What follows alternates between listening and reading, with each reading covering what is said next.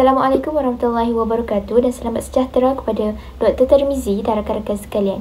Video kali ini kami akan menerangkan tentang pluralisme dalam pemikiran Melayu. Dalam dunia yang serba berbilang kaum ini, ada satu istilah yang menjadi nadi kepada kewujudan harmoni, iaitu pluralisme.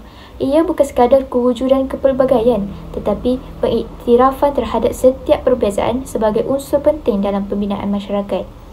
Dalam konteks dunia Melayu, pluralisme telah menjadi sebahagian daripada identiti sejak berabad lamanya. Pluralisme ialah aliran pemikiran yang menekankan penerimaan dan penghargaan terhadap pelbagai budaya, agama, bangsa dan pandangan hidup. Ia melihat perbezaan bukan sebagai ancaman, tetapi sebagai kekuatan yang memperkaya nilai kemasyarakatan dan tamadun. Tokoh-tokoh intelektual seperti Prof. Dr. Syed Muhammad Naqib Al-Attas banyak menekankan konsep adab dan keharmonian dalam tamadun Islam Melayu. Beliau mengutarakan bahawa pembinaan masyarakat yang beradab harus bermula dengan penerimaan ilmu, hikmah dan keadilan sosial, termasuklah kepada yang berbeza latar.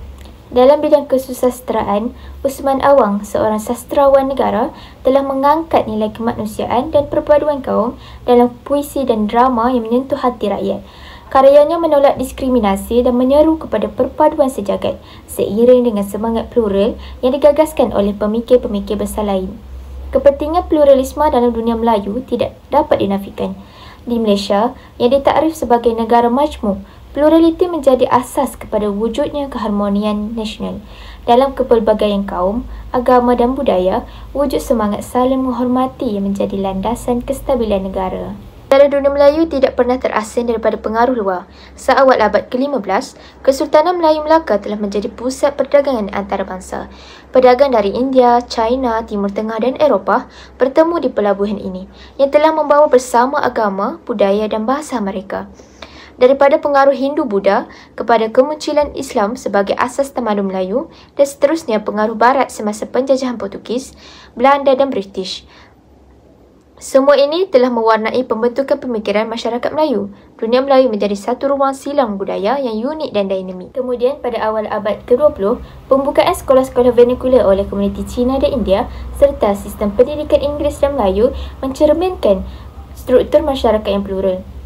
Bahasa, budaya dan pemikiran berkembang secara sejajar sekaligus mencipta lanskap sosial yang pelbagai dan saling bersaing secara sihat. Dalam arus kebangkitan nasionalisme, gerakan intelektual seperti kaum muda dan kaum tua memperlihatkan lagi pluraliti pemikiran. Kaum muda membawa semangat pembaharuan dan keterbukaan terhadap idea moden, sementara kaum tua mengekalkan nilai tradisi dan ortodoksi. Walaupun berbeza pendekatan, kedua-dua gerakan ini membuka ruang wacana dan perdebatan, satu ciri penting dalam masyarakat yang plural dan demokratik. Semua perkembangan ini membentuk satu tradisi keilmuan dan sosial yang menjadikan dunia Melayu sebagai sebuah masyarakat yang bukan sahaja menerima kepelbagaian, malah mengintegrasikannya ke dalam kehidupan seharian melalui pendidikan, undang-undang dan budaya. Seterusnya, pluralisme mencetuskan dua aliran utama pemikiran dalam kalangan sarjana dan juga ilmuwan Melayu. Yang pertama, pluralisme positif, iaitu pandangan bahawa kepelbagaian adalah anugerah yang mendorong kepada persefahaman antara agama dan juga budaya, asalkan ia tidak menjejaskan prinsip Islam. Yang kedua, pluralisme agama pula lebih kontroversi kerana ia menyamakan semua agama sebagai sama dari segi kebenaran.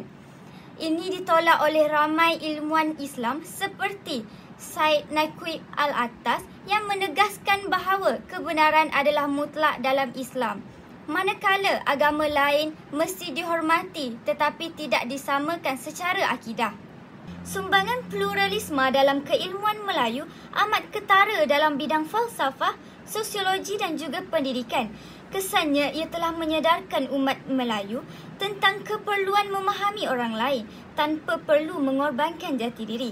Gerakan seperti gerakan Islam liberal di Indonesia juga mempengaruhi wacana intelektual di Malaysia yang kemudiannya mencetuskan respons daripada tokoh-tokoh seperti Harusani, Zakaria dan juga Dr. Ridwanti. Secara tidak langsung, pluralisme juga mendorong pembaharuan dalam kurikulum pendidikan, dialog antara agama dan juga penulisan ilmiah yang lebih terbuka tetapi berwaspada. Sebagai penutup, kita hidup dalam masyarakat yang pelbagai dan pluralisme yang sihat perlu diurus dengan bijak dengan mengimbangi toleransi dan juga prinsip.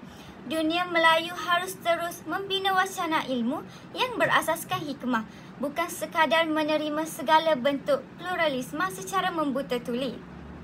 Kita perlu menjadi masyarakat yang memahami kepelbagaian tetapi tetap berpegang teguh kepada jati diri, adab dan juga nilai Islam.